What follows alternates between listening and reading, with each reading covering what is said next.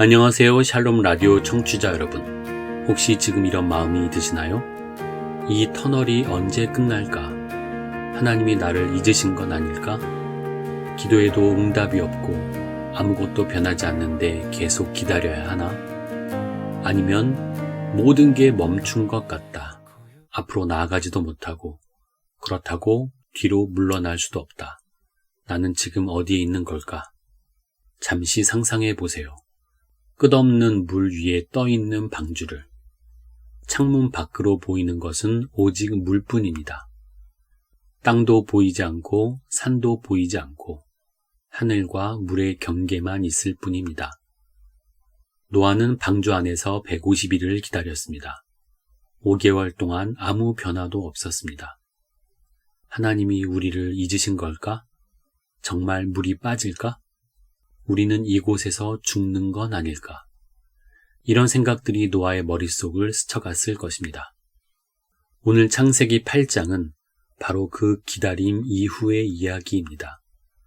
하나님께서 노아를 기억하시고 바람을 불게 하시고 물이 줄어들기 시작한 이야기입니다. 만약 지금 당신이 긴 터널 속에 있다면, 하나님의 침묵 속에서 힘들어 하신다면, 오늘 이 말씀이 당신에게 새로운 소망과 확신을 줄 것입니다. 창세기 8장은 이렇게 시작됩니다. 하나님이 노아와 그와 함께 방주에 있는 모든 들짐승과 가축을 기억하사 하나님이 바람을 땅 위에 불게 하심에 물이 줄어들었고, 하나님이 기억하사, 이 말씀이 얼마나 놀라운지 아십니까? 하나님께서는 노아를 한순간도 잊으신 적이 없었습니다. 침묵하셨던 그 150일 동안에도 하나님께서는 노아를 기억하고 계셨습니다. 물이 점점 줄어들기 시작했습니다. 7개월 17일에 방주가 아라랏산에 머물렀습니다. 10개월 1일에 산 꼭대기들이 보이기 시작했습니다. 노아는 까마귀를 내보냈습니다.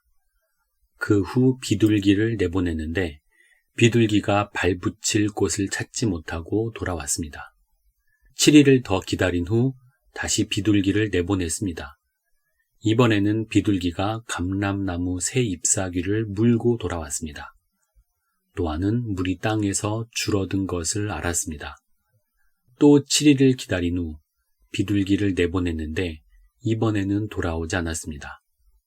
드디어 노아의 나이 601세 1월 1일에 땅 위에 물이 걷혔습니다.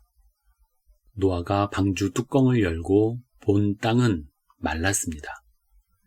2월 27일에 땅이 완전히 말랐고 하나님께서 노아에게 말씀하셨습니다. 너는 내 아내와 내 아들들과 내 아들들의 아내들과 함께 방주에서 나오라. 오늘의 핵심 말씀을 함께 읽어보겠습니다. 하나님이 노아와 그와 함께 방주에 있는 모든 들짐승과 가축을 기억하사 하나님이 바람을 땅 위에 불게 하심에 물이 줄어들었고, 창세기 8장 1절. But God remembered Noah and all the wild animals and the livestock that were with him in the ark, and he sent a wind over the earth, and the waters receded.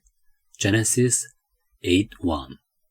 샬롬 라디오 청취자 여러분, 이 말씀이 우리에게 주는 위로가 무엇일까요? 혹시 지금 이런 상황이신가요? 몇 달째 구직 활동을 하는데 아무 소식이 없습니다.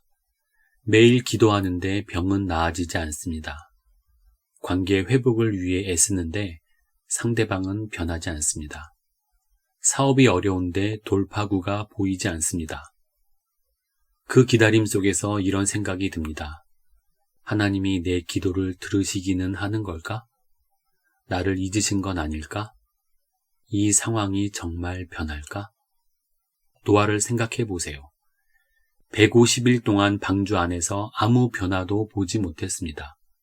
매일 창문을 열어보았을 것입니다. 하지만 보이는 것은 여전히 물뿐이었습니다. 언제까지 이렇게 있어야 하나? 정말 물이 빠질까? 의심이 들었을 것입니다. 그런데 성경은 말합니다.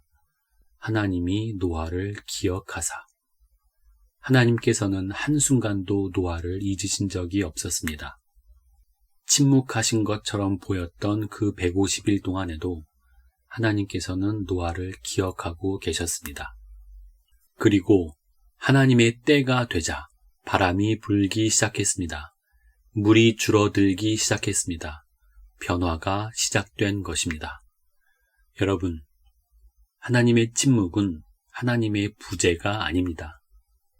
하나님께서 응답하지 않으시는 것처럼 보일 때도 하나님께서는 여전히 일하고 계십니다. 우리 눈에는 보이지 않지만 하나님의 때를 준비하고 계십니다. 노아가 비둘기를 보낸 이야기를 주목해 보세요. 첫 번째 비둘기는 발붙일 곳을 찾지 못하고 돌아왔습니다. 실망스러웠을 것입니다. 하지만 노아는 7일을 더 기다렸습니다. 두 번째 비둘기는 감람나무 새 잎사귀를 물고 왔습니다. 희망의 신호였습니다. 또 7일을 기다린 후 세 번째 비둘기는 돌아오지 않았습니다. 완전한 회복의 신호였습니다. 여기서 우리가 배우는 것은 무엇일까요? 하나님의 회복은 단계적으로 일어난다는 것입니다. 한순간에 모든 것이 해결되지 않습니다. 물이 줄어들고 산이 보이고 새 잎이 돋고 땅이 마르는 과정이 있습니다. 지금 당신의 상황에 작은 변화가 보이기 시작했나요? 그것은 감람나무 새 잎사귀입니다. 하나님께서 일하고 계신다는 신호입니다. 조금만 더 기다리세요. 완전한 회복이 다가오고 있습니다. 아직 아무 변화도 보이지 않나요? 첫 번째 비둘기처럼 발붙일 곳을 찾지 못하고 있나요? 실망하지 마세요. 노아처럼 7일을 더 기다리세요. 하나님께서는 여전히 일하고 계십니다. 성경은 노아가 방주에서 나온 후 제단을 쌓고 번제를 드렸다고 말합니다. 1년이 넘는 긴 기다림 후에 노아가 가장 먼저 한 일은 하나님께 감사하는 것이었습니다. 그 긴 침묵의 시간 동안에도 하나님께서 자신을 기억하고 계셨다는 것을 노아는 알았습니다. 여러분, 지금 기다림의 시간이 길게 느껴지시나요? 하나님의 침묵이 두렵고 외로우신가요? 이것을 기억하세요. 하나님께서는 당신을 기억하고 계십니다.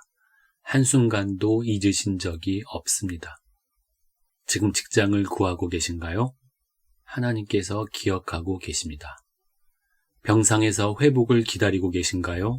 하나님께서 기억하고 계십니다. 관계 회복을 위해 기도하고 계신가요? 하나님께서 기억하고 계십니다. 그리고 하나님의 때가 되면 바람이 불기 시작할 것입니다. 물이 줄어들기 시작할 것입니다.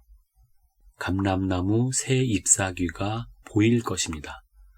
그리고 마침내 당신도 새로운 땅을 밟게 될 것입니다.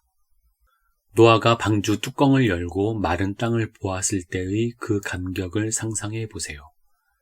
1년이 넘는 기다림 끝에 마침내 새로운 시작을 맞이한 그 순간을, 그 감격이 곧 여러분의 것이 될 것입니다. 이제 함께 기도하겠습니다.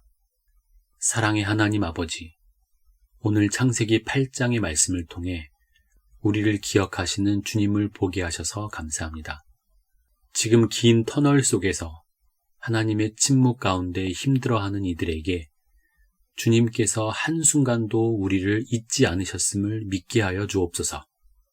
기다림이 너무 길어 지치고 낙심한 이들에게는 노아처럼 인내하며 기다릴 수 있는 힘을 주시고, 작은 변화의 신호를 보는 이들에게는 완전한 회복을 향한 소망을 주옵소서. 하나님의 때가 가장 좋은 때임을 믿게 하시고 우리 각자의 삶에 하나님의 바람이 불기 시작하게 하여 주옵소서. 노아가 방주에서 나와 제단을 쌓고 감사했던 것처럼 우리도 때가 되면 주님께 감사의 제사를 드릴 수 있게 하여 주옵소서. 예수님의 이름으로 기도드립니다. 아멘. 샬롬 라디오 청취자 여러분, 다음 시간에는 창세기 9장을 함께 묵상하겠습니다. 오늘 하루도 수고하신 모든 청취자 여러분께 주님의 평안이 함께 하시길 바랍니다. 주님 안에서 평안하세요. 샬롬.